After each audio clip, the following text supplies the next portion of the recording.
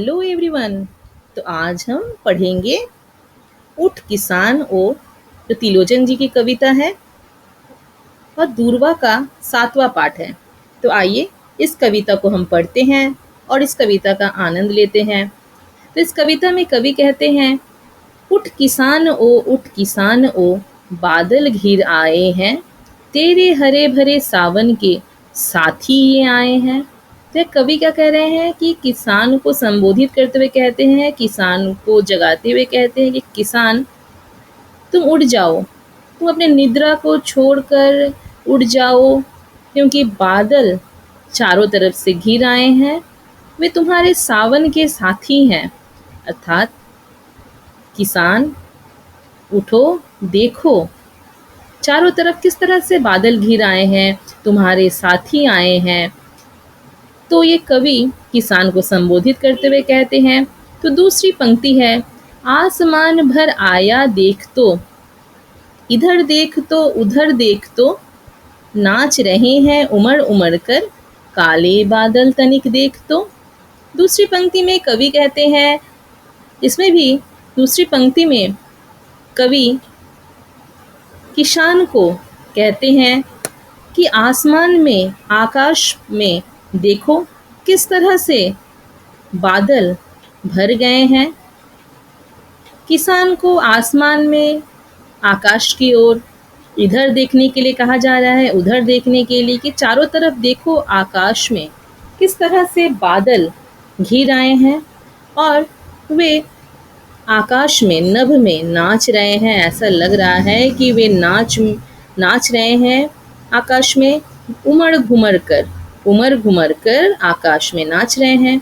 काले बादल तनिक देख तो, कवि कहते हैं किसान को, ये काले बादल को जरा देखो तो, ये किस तरह से आसमान में चारों तरफ छा गए हैं और उमड़ उमड़ कर ऐसा प्रतीत हो रहा है कि जैसे वे आकाश में, आसमान में नाच रहे हो। तेरे प्राणों में भरने को नए राग लाए हैं।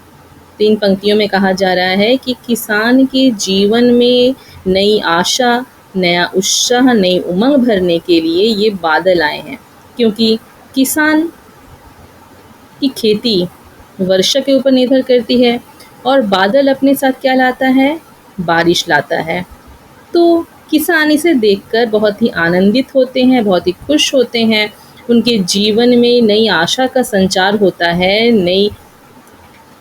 नई खुशियाँ आती है, जिससे उसे खेत, बारिश होने से किसानों के खेत जो हैं लहलहाने लगते हैं, उनका जीवन धन्य धान्य हो जाता है। इस कारण यहाँ पे कवि कहते हैं किसान को, उठो, आकाश की तरफ देखो किस तरह से बादल चारों तरफ घिर आए हैं, उमड़ उमड़ कर नाच रहे हैं। तुम्हारे प्राणों में, तुम्हारे जीवन में एक नया उत्साह भरने के लिए आए हैं। यह संदेश लेकर आई सरस मधुर शीतल पुरवाई, तेरे लिए अकेले तेरे लिए कहाँ से चल कर आई। तो कहा जा रहा है, यहाँ पे कहा जा रहा है कि यह संदेश लेकर आई है। संदेश मतलब सूचना। कवि कहते हैं कि तुम्हारे लिए यह सूचना लेकर आई है, सरस मधुर शीतल पुरवाई। शीतल मतलब ठंडा, पुरवाई पूरब से चलने वाली हवा को पुरवाई कहते हैं। तेरे लिए अकेले तेरे लिए कहाँ से चल कर आई, कि तुम्हारे लिए पूरब से चलकर कहाँ से ये शीतल हवा चली आ रही है। फिर ये परदेसी पाहुन सुन तेरे घर आए हैं। तो परदेसी का क्या अर्थ होता है, दूसरों देश में रहने वाले को परदेसी कहते हैं। और पाहुन अर्थात अतिथि, मेहमान को कहा जाता है। सुन तेरे घर आए हैं। उड़ने वाले काले जलधर, नाच नाच कर, गरज गरज कर, ओढ़ फुहारों की मिश्रित चादर, देख उतरते हैं धरती पर।